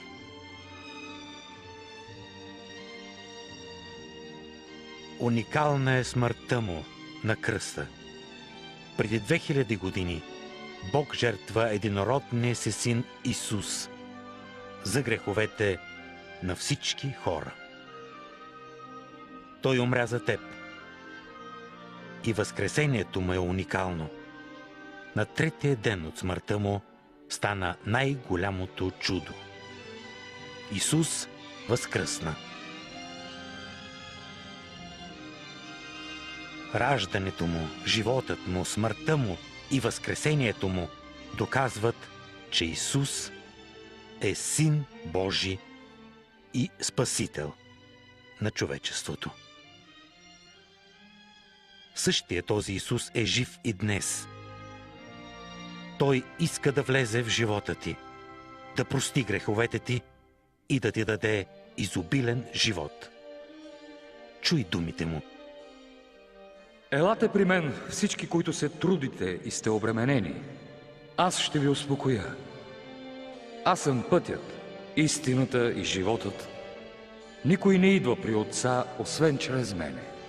Библията казва: всички съгрешиха и не заслужават Божията прослава. Защото заплатата за греха е смърт, а Божият дар е вечен живот в Христа Исуса, нашия Господ. Когато Исус умря, Той плати за твоя грях.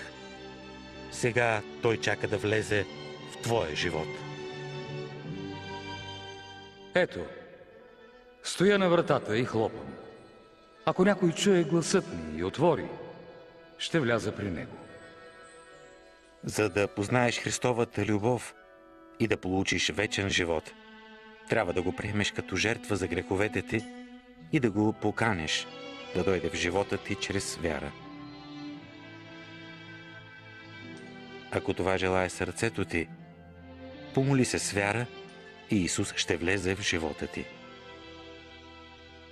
Чуй една примерна молитва. Господи Исусе, аз вярвам в Теб. Благодаря Ти, че умря на кръста заради моите грехове. Отварям вратата на живота си и Те приемам за мой Господ и Спасител.